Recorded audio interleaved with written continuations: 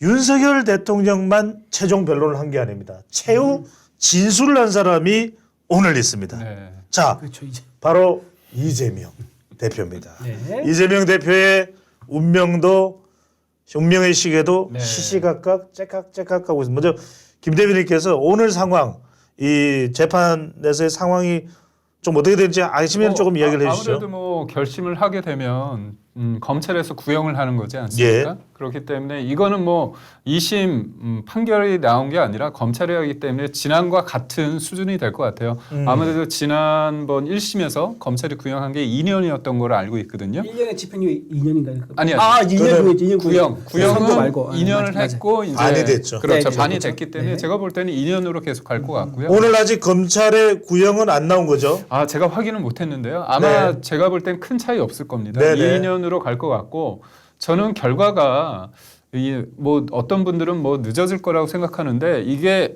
오로지 죄송합니다. 예. 이 사건만 다루고 있지 않습니까? 이 재판부가 그렇기 때문에 소리 저는 내시는군요. 기본적으로 2, 3주 안에 나온다 생각을 아하. 하고 재판부가 그 굉장히 쟁점이 됐던 게 김문기 전 차장을 아느냐 모르느냐 이것만 다뤘습니다. 그럼 이게 뭐냐면 결정적으로 국토부에 있어서 관련돼서 협박을 받았다. 이 부분은 이미 재판부는 정리가 된 거예요. 빼박캔트다. 그렇죠. 이거를 다툴 여지는 없고 그래 세 가지 중에서 그 김문기 관련해서 안다 모른다 관련해서 세 가지가 무죄가 나왔고 한 가지가 유죄가 나왔거든요. 근데 이 한 가지에 대해서 어떤 맥락에서 그게 거짓말이라고 한 건지 허위라고 하는지 좀 특정해 달라는 거거든요. 근데 그 내용이 뭐냐면 그겁니다.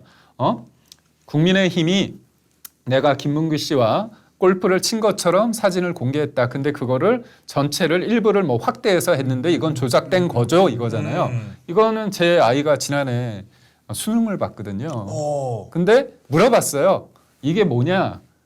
골프를 안 쳤다는 거죠. 이러더라고요. 예. 일반 사람들은 골프를 안 쳤다는 게 아니, 이거잖아요. 아이가 어떻게 로스쿨 갔나요? 아니 고3. 대학 시험을 봤다니까. 근데 그 법적인 그 맥락을 국어 시험. 씹어냈네요. 그러니까 국어 시험인 거죠. 그러니까 제가 이 말씀을 드린 건 뭐냐면 고3의 제 아이가 그냥 그거는 일반 사람 대중이 그 이재명 대표의 워딩을 봤을 때 이재명 대표는 그 조작이란 게 사진이 조작됐다고 우기는 거고 근데 사진도 조작된 게 아니에요. 전체 중에 일부를 확대한 거기 때문에. 예. 근데 일반 대중이 하는 거는 골프를 안 쳤다고 얘기한 게 진실이라는 거잖아요.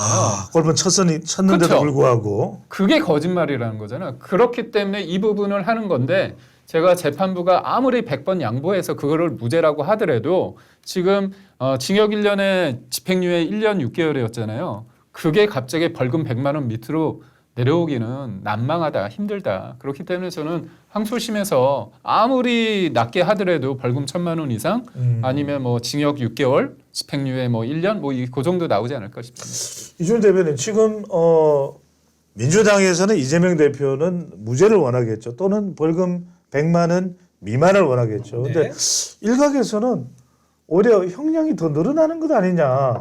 이 김문기 전 처장에 대한 부분이 더 이제는 이게 법적으로 구형이 되면서 또 그것이 재판부에서는 또 받아들여지면서 이런 이야기도 나옵니다. 대체로 미리 보는 3월 이재명 대표의 2심 선고 결과 어떻게 보세요? 저는요, 형이 더 늘어날 가능성, 그러니까 뭐 지금 1년에 집행유예 2년 나왔습니다. 예. 이게 집행유예 없이 뭐 1년 6개월 이런 식으로 나올 가능성을 얘기한 것 같은데, 그럴 가능성이 상당히 높진 않은 것 같아요. 네. 상당히 높지 않다. 끝까지 들어야 네, 되겠다, 끝까지 들어야 우리. 됩니다. 한국말을. 상당히 높지 않은 것 같고요. 일단은 아까 방금 말씀 잘하셨는데, 국토부에 대해서는 빼박입니다. 거기는 왜냐하면 협박한 공무원을 국토부에 찾으려고 그러는데 찾을 수가 없는 거예요. 도저히 20명이 넘는 국토부 공무원과 성남시 공무원에 대해서 조사를 했는데 협박한 사람, 협박을 받을 공무원 둘 다 없는 거예요. 그래서 제가 듣기로는 재밌는 얘기가 하나 뭐냐면은 그래서 국토부에다가 밖에 나온 공무원이 한 분이 계십니다. 지금도 그 공무원이요. 이재명 대표 측에서 그 공무원을 접촉을 했대요. 그래서 협박한 공무원이 내다고 이렇게 나다 이렇게 해서 증언해주면 안 되느냐. 자백을 해달라. 이제 자백해달라고 한 거죠. 네. 그런데 그쪽에서 처음에는 마음이 굉장히 동했대. 같은 고향이고 이러다 보니까 같은 그 고향 아니고 고향이 좀 호남 쪽 이랬대요 그분이. 그래서 하려고 했었는데 3일 전에 네. 그분이 도저히 못하겠다. 왜냐하면 위증교사가 얘기 나왔지 않습니까? 위증교사 그 사건이 굉장히 커지면서 이 사람이 위증한 사람이 처벌받는 걸 봤단 말이에요. 그걸 보면서 자기도 겁을 먹은 거예요. 그래서 처음에는 위증을 하려고 했었지만 결국은 실패했다. 이런 것도 저는 전해들은 게 있습니다. 있는데 어쨌든 저는 이재명 대표가 이렇게 위증을 또 시도했을 거라 믿지는 않습니다만 그럼에도 불구하고 현재 검찰에서 샅샅이 뒤졌는데 협박한 사람 없다 나왔고 아까 말한 이제 그 김문기 씨 모른다 이거를 허용하게 되고 이게 무죄가 되지 않습니까? 그러면은 선거법의 기본 취지가 뭐냐면은 유권자에게 거짓말하지 마라. 그렇죠. 당선을 목적으로 거짓말하지 마라. 이게 취지예요. 예. 그러면요 이게 무죄가 돼버리면 모든 정치인들은요 선거에 나와서 당선으로 목적으로 거짓말해도 되는 거예요.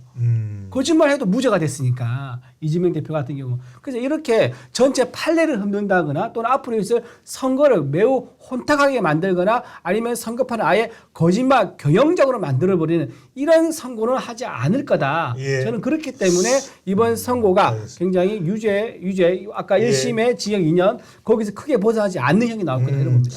김문기 전 처장을 모른다 그러니까 뭐 이제 한간에는 아빠도 모른다, 엄마도 모른다, 뭐 이모도 모른다, 고모부도 모른다, 뭐 이런 이야기들이 나오긴 합니다만 김기영 대변인이 보실 때는 그럼에도 불구하고 이재명 대표는 2심이 뭐가 나오든 그렇죠. 3심까지는 안 갈 거 아니야. 그러면 대통령 선거가 있고 내가 대통령이 되면 재판은 중단된다.